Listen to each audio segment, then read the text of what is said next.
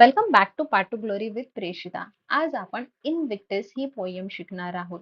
इनविक्टिसचा अर्थ आहे अनडिफिटेड किंवा अनकॉन्कर्ड. या पोयमचे पोएट आहेत विल्यम अर्नेस्ट हेनली. ओके, या पोयम मध्ये जे पोएट आहेत ते उपदेश देत आहेत आपल्याला की कठीण परिस्थितीत आपण काय केलं पाहिजे आणि जेव्हा त्यांच्यावरती कठीण परिस्थिती आली तेव्हा ते त्या परिस्थितीला कसे सामोरे गेले हे या पोयम मधून आपल्याला कळतं. Let's start. एव्हरी स्टॅन्झाचं मीनिंग मी तुम्हाला एक्सप्लेन करेन. Out of the night that covers me, black as the pit from pole to pole. तर असा अंधार माझ्या आयुष्यात आला. Black as pit from pole to pole म्हणजे ब्लॅक ॲज पिट म्हणजे जेव्हा आपण एखाद्या खड्ड्यात किंवा गुहेत जातो तेव्हा पूर्ण काळोख असतो. पोल टू पोल म्हणजे ह्या कोपऱ्यापासून त्या कोपऱ्यापर्यंत पूर्ण अंधार असतं, काहीच दिसत नाही. तसा अंधकार आला माझ्या आयुष्यात. I thank whatever gods may be for my unconquerable soul.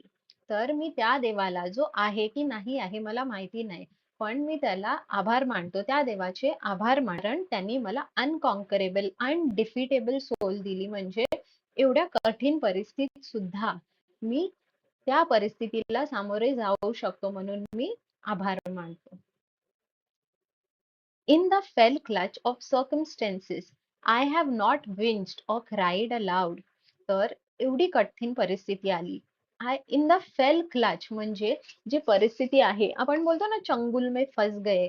ठीक आहे, म्हणजे जकडलं, ह्या परिस्थितीने मला घट्ट पकडून ठेवलं आहे. सर्कमस्टेन्सेस म्हणजे परिस्थिती.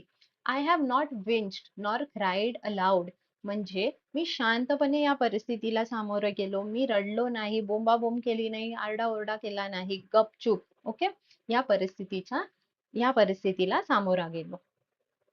अंडर द ब्लजॉनिंग ऑफ चान्स म्हणजे ब्लजॉनिंगचा अर्थ आहे व्हायलेंट बीटिंग म्हणजे परिस्थिती इतकी वाईट आहे. ओके, की मला अजिबात कसलीच संधी नाही आहे त्याच्यातून बाहेर निघायला. माय हेड इज ब्लडी म्हणजे इतके वुंड्स आहेत माझ्यावरती, इतके जखमा आहेत की मी पूर्ण म्हणजे मी हरलो असतो पण बट अनबाउड, पण मी हरलो नाही. ठीक आहे, मी डिफीट नाही झालो, मी त्या परिस्थितीला सामोरा जात आहे. Beyond this place of wrath and tears, beyond this place of wrath and tears, looms but the horror of the shade. तर beyond this place of wrath and tears म्हणजे जे माझ्या आयुष्यात चाललं आहे, अशी परिस्थिती येत आहे एका मागून एक. ठीक आहे, म्हणजे आतून मी पूर्ण थकलो आहे, खचलो आहे, रडत आहे. Looms but the horror of shade. Looms म्हणजे कंटिन्यूस काय ना काहीतरी असं घडत आहे ज्याच्यामुळे माझ्यावरती अशी परिस्थिती आली आहे. And yet the menace of years finds and shall find me unafraid. Menace of years म्हणजे जे थ्रेट आहे, धमकी, किंवा आपण म्हणतो ना की आपल्याला कोणतरी भीती दाखवत आहे. मेनेन्स ऑफ इयर्स म्हणजे कंटिन्युअस, म्हणजे त्याच्या आयुष्यात असे वर्ष जात आहेत की त्याला भीतीच वाटत आहे, म्हणजे त्याला भीती देत आहे आयुष्य त्याचं, की पुढे असं होणार. फाइंड अँड शाल फाइंड म्हणजे काही ना काही होतच राहणार माझ्या बरोबर, काही ना काही वाईट होत आहे आणि होतच राहणार, पण मी कसं आहे, आय एम अनअफ्रेड, मी घाबरत नाही आहे. It matters not how strait the gate, how charged with punishment the scroll.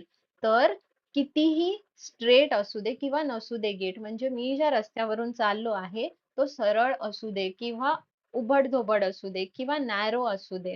ठीक आहे, म्हणजे कितीही कठीण असू दे माझा रस्ता. How charged with punishment the scroll. Punishment the scroll म्हणजे जे माझ्या नशिबात लिहिले आहे. पनिशमेंट्स म्हणजे जर मी पाप केले आहे तर वरती जाऊन मला काय त्याचे पनिशमेंट्स भेटणार आहे, मला त्याचा काहीच फरक नाही पडत आहे. I am the master of my fate, I am the captain of my soul. तर माझ्या आयुष्याचा मीच शिल्पकार आहे किंवा मीच माझे जे नशीब आहे ते मीच लिहित आहे. I am the captain of my soul म्हणजे मी सफर करायचं की नाही करायचं किंवा ह्या कठीण परिस्थितीत सुद्धा मी जर ही इन्स्पायरिंग पोयम लिहू शकतो, ठीक आहे, जी तुम्ही आज वाचतायत. ठीक आहे, तर मी कॅप्टन आहे माझ्या सोलचा. आता आपल्यावरती सुद्धा खूप कठीण परिस्थिती येते, पण आता त्याच्या समोरे कसं जायचं हे आपण स्वतः डिसाईड करतो. खूप मुलं आहेत जे सुसाईड करतात किंवा काही चुकीचे पावलं घेतात, पण असे सुद्धा आहेत, ज्यांना हात-पाय नाही आहेत, जे अपंग आहेत, पण ते आपली वाट काढतात त्यातून. आणि असे किती सारे एक्झाम्पल्स आहेत आपल्या लाईफमध्ये. तर तुम्हाला ही पोएम आवडली काय? ह्याचं एक्सप्लेनेशन आवडलं काय? नक्की मला कमेंट करून सांगा. आणि all the best for your future. Thank you. Bye.